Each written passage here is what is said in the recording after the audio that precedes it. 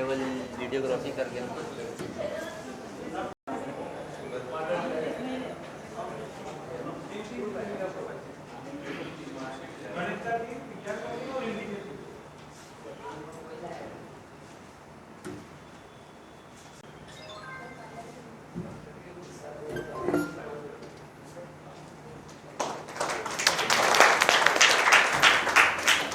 पर टीएलएम का प्रदर्शन आपके द्वारा किया जा रहा है।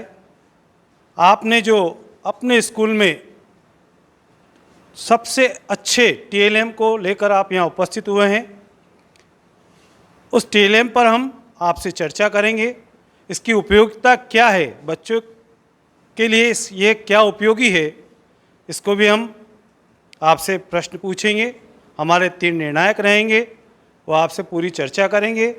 हमारे विषय विशेषज्ञ गणित के रहेंगे श्री श्रीवास्तव सर, हिंदी के चंदा धाकड़ मैडम और विज्ञान के श्री ओपी शर्मा सर रहेंगे। बच्चों को अपने को नवाचार से जोड़ना है।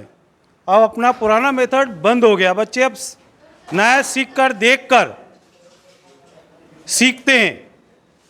इसको अपने को अपने धरातल में ले जाकर उनके साथ मेहनत करके आगे करना है।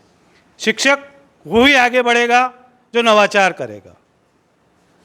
पुरानी मेथड को बच्चे भूल गए। अब हमें भी नए संसाधनों से जुड़ना है, नई चीज़ों से जुड़ना है और उनका उपयोग भी हमें अपने टीचिंग में करना है।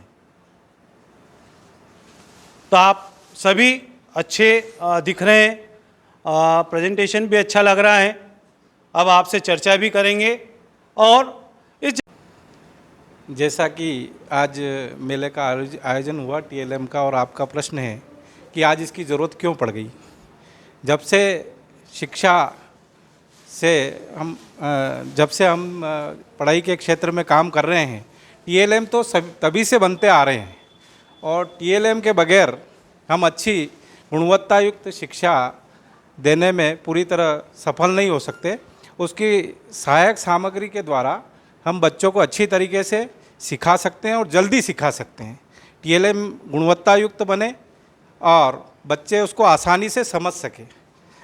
जैसे हम मैथमेटिक्स में लें तो 3D जो बोलते हैं, 3 डायमेंशन, जैसे गोला है, गोला और वृत्त। सरफेस पे जैसे वृत्त बताते हैं हम और एक गोला बताते हैं, दोनों गोल है, तो उसकी तुलना बच्चा टीएलएम के माध्यम से आसानी से समझ सकता है।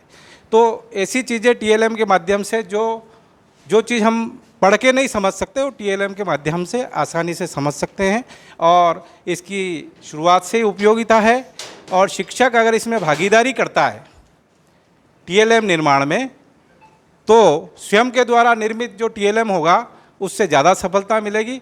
और जो बाज़ार से हम क्रय करके लाते हैं, चार्ट वगैरह है, ये सभी हम बच्चों को बताते हैं। उसकी बजाय हम स्वयं मेहनत करके अपनी सहायक शिक्षण सामग्री तैयार करें और बच्चों के साथ जुड़ें और उनको भी टीएलएम बनाने के लिए अपने साथ शामिल करेंगे तो ज़्यादा सफलता सुनिश्चित होगी। आज हम सभी यहाँ पर टीएलएम सामग्री के प्रदर्शन हेतु एकत्रित हुए हैं। विज्ञान विषय के लिए टीएलएम बहुत ही महत्वपूर्ण हो जाता है। आपको मैं छोटा सा किस्सा सुनाता हूँ। जब मैं बीएड करने गया, 1995 की बात है, तो वहाँ पर इसी प्रकार टीएलएम की बात निकली। तो उससे पहले बोलते थे कि एक तू पढ़ विधि, मैंने कहा ये तू पढ़ विधि क्या होती है? तो उन्होंने कहा कि पुराने शिक्षक जो होते थे वो कहते थे कि अब ये खड़ा होगा पढ़ाएगा, किताब पढ़ेगा बैठ जाएगा, फिर दूसरा खड़ा होगा वो पढ़ेगा, तीसरा खड़ा होगा पढ़ेगा। तो ये तू पढ़ विधि, तू पढ़, बस शिक्षक अपना काम कर लेते थे और एक के बाद एक छात्र पढ़ता रहता था। पढ़ने में न तो कोई इंटरेस्ट उनको आता था, न कोई वो सीख पाता था। और ये प्रैक्टिकली प्रूव है कि हम सीखने के लिए 2-3 प्रकार की विधियां हैं, जैसे सुन के सीखना, देख के सीखना और करके देख के सीखना, है ना। तो एक बार हम किसी चीज़ को सुन लेते हैं जैसे कहानी टाइप, तो वो उसका कुछ हिस्सा हमें याद रहता है। और यदि हम किसी चीज़ को देखते हैं तो वो चीज़ हमें ज़्यादा याद रहती है। और यदि हम करके देखते हैं, करके देखने का मतलब प्रैक्टिकल करके देखना या शिक्षण सहायक सामग्री के द्वारा देखना, तो जब बच्चा प्रैक्टिकल करके देखेगा तो निश्चित रूप से वो ज़्यादा से ज़्यादा सीखेगा और फिर उसके बाद में वो भूल नहीं सकता है, निश्चित रूप से उसको ज़्यादा समझ में आएगा। तो निश्चित रूप से कहीं ना कहीं हम सरकारी स्कूलों की एक छाप समाज में लगी हुई है। मैं ऐसा सोचता हूँ मेरे तरफ से कि कहीं ना कहीं ऐसा एक एटमॉस्फेयर बना हुआ है कि सरकारी स्कूल किसी काम के नहीं है, अच्छी पढ़ाई नहीं होती है। तो ऐसे मेले का आयोजन निश्चित रूप से एक मील का पत्थर साबित होगा।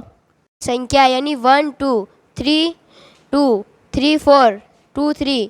पूर्णांक संख्या यानी 6 5 4 3 1 3 2 1। पूर्ण संख्या यानी 0 से स्टार्ट होने वाली 0 1 2। प्राकृत संख्याएं यानी 1 से स्टार्ट होने वाली 1 2 3। आगे समकोण अति संख्याएं। ठीक है, इससे क्या सीखेंगे आप? इससे बच्चों को पता चलेगा कि पूर्णांक संख्या यानी 0 से स्टार्ट होती है और प्राकृत संख्या यानी संख्याएं यानी 1 से स्टार्ट होती है। विशाल। कौन सा स्कूल में पढ़ते हो? शासकीय माध्यमिक विद्यालय बरड़िया। बरडिया। हाँ, ये आपको किसने सिखाया सब? मैडम ने सिखाया। समझ में आया आपको खुद करके? हाँ इससे बच्चे सीखेंगे? हाँ आपको समझ में आ गया? हाँ। हाँ सर, मैं मुकेश कुमार पोरवाल, शासकीय माध्यमिक विद्यालय सारसी, और मैंने विज्ञान का प्रोजेक्ट बनाया है। इसमें बच्चों को विटामिन्स की अवधारणा क्लियर करना है। भोजन के घटक के अंतर्गत विटामिन्स का महत्वपूर्ण स्थान है, तो ये बच्चों को इसमें बताया जाएगा।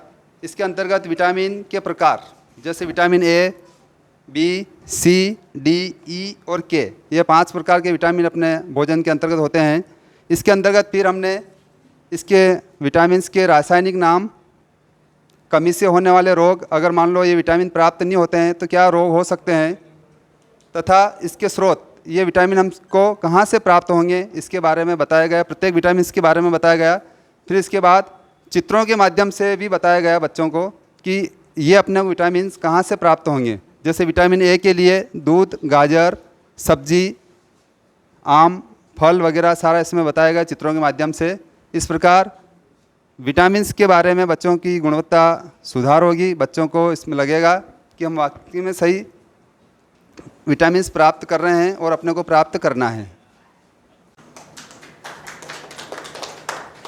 रेखा बोहरा, माध्यमिक विद्यालय पिपलियाहाड़ी, कक्षा 1 से 3 तक का TLM में लेके आई हूँ और हिंदी विषय में जानकारी दूंगी और रंगों के बारे में बच्चों को बताऊंगी गुब्बारे द्वारा। और मेरे सहयोगी है ललिता मैडम।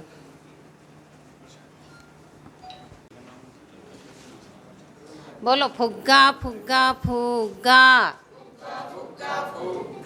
फुग्गा फुग्गा फुग्गा, घास जैसा हरा हरा, घास जैसा हरा हरा, घास जैसा हरा हरा, घास जैसा हरा हरा, नींबू जैसा पिला पिला, नींबू जैसा पिला पिला, नींबू जैसा पिला पिला, नींबू जैसा पिला पिला, टमाटर जैसा लाल लाल, टमाटर जैसा लाल लाल, गोभी जैसा सफेद सफेद, गोभी जैसा सफेद सफेद, गोभी जैसा सफेद सफेद, गोभी जैसा सफेद सफेद, ककड़ी जैसा लंबा लंबा, ककड़ी जैसा लंबा लंबा, ककड़ी जैसा लंबा लंबा, ककड़ी जैसा लंबा लंबा। एक गुब्बारा खरीद लिया, एक गुब्बारा खरीद लिया, एक गुब्बारा खरीद लिया, एक गुब्बारा खरीद लिया, फू फू फू फू फुला दिया, फू फू फू फू फुला दिया, धागे से बांध दिया, धागे से बांध दिया, हवा में उड़ा दिया, हवा में उड़ा दिया, फट फटाफट फूट गया, फट गया, फट फटाफट फूट गया।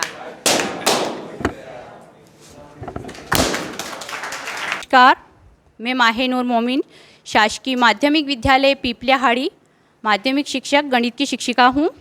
और मेरे द्वारा आज TLM में 3 मैथ्स के लिए और 2 जो TLM हैं वो साइंस के लिए बनाए गए हैं। तो सबसे पहले मैं सर्वप्रथम अपना मैथ्स का जो है वो आपके सामने प्रस्तुत करूँगी। उसके लिए मुझे सर आपकी हेल्प की ज़रूरत लगेगी।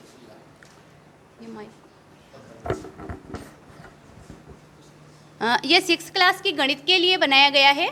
तो छात्रों में कोणों की समझ को किस प्रकार से विकसित किया जाए कि कोण क्या होते हैं और किस प्रकार से बनते हैं। तो ये जो है घड़ी 360 डिग्री की है और इसके अंदर ये जो दो कांटे हैं घड़ी के, ये उसकी जो किरण होती है, किरण को शो कर रहे हैं। जैसे कि कोण की परिभाषा में बता दूं, दो किरणों के बीच, एक अंत बिंदु से दो किरणों के बीच में जो बनता है वो कोण कहलाता है। उनके झुकाव, दो किरणों के बीच का जो झुकाव होता है वो कोण कहलाता है। अभी जो ये रेखा है, सरल रेखा, मतलब दोनों जो है किरणें 0 डिग्री वाले एक कोण पे हैं। मतलब अभी इन दोनों किरणों के बीच में कोई झुकाव नहीं है, 0 झुकाव है, इसलिए ये जो कोण है वो शून्य कोण है। जैसे जैसे हम इन किरणों के बीच में बढ़ाते जाते हैं, झुकाव जो होता है वो बढ़ाते जाते हैं, जैसे जैसे ये झुकाव बढ़ता जाता है वैसे वैसे कोण का मान भी बढ़ता जाता है। जैसे जैसे हम इसका मान बढ़ाते जाएंगे, यहाँ की जो बीच की जो कोण है, गैप है, ये बढ़ती जा रही है और ये कहाँ तक जाएगी, जहाँ तक हम लोग 90 डिग्री पे जैसे आएंगे। अभी तक जो थे 90 डिग्री से थोड़ा सा कम, तो यहाँ तो 0 से लगा के यहाँ तक न्यून कोण था, 0 से लगा के 90 के बीच। जैसे ही हम 90 पे आते हैं, ये जो कोण है वो समकोण कहलाता है। समकोण से जैसे ही हम इसका झुकाव बढ़ाते हैं तो कोण का मान बढ़ाते जाते हैं, तो हम अधिक कोण की तरफ चलते हैं। अधिक कोण पे चलते जाते हैं, ये कोण जो होता है वो इसके बीच की जो दूरी है वो भी बढ़ती जाती है, कोण का झुकाव बढ़ता जा रहा है। अब बच्चे जो होते हैं वो गलती ये करते हैं, जैसे चांदे के ऊपर 2 प्रकार के मान होते हैं, एक तो न्यून कोण वाले भी मान होते हैं और एक अधिक कोण वाले भी मान होते हैं।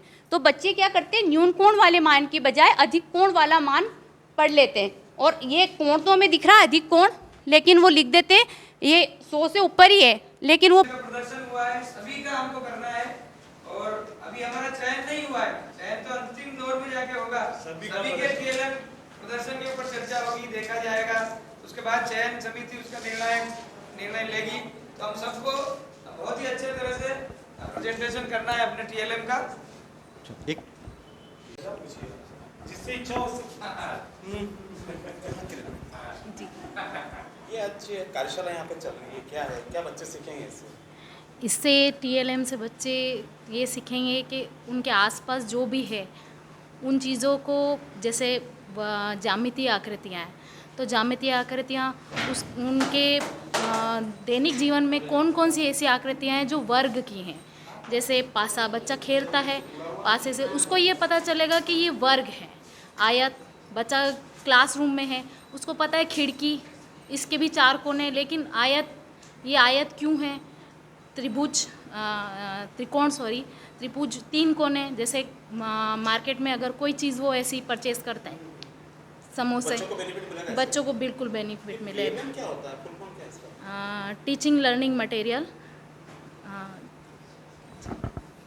आज हमारे संकुल अंतर्गत समस्त प्राथमिक और माध्यमिक विद्यालय में से गणित, विज्ञान और हिंदी के टीएलएम लेकर हमारे शिक्षक साथी उपस्थित हुए हैं।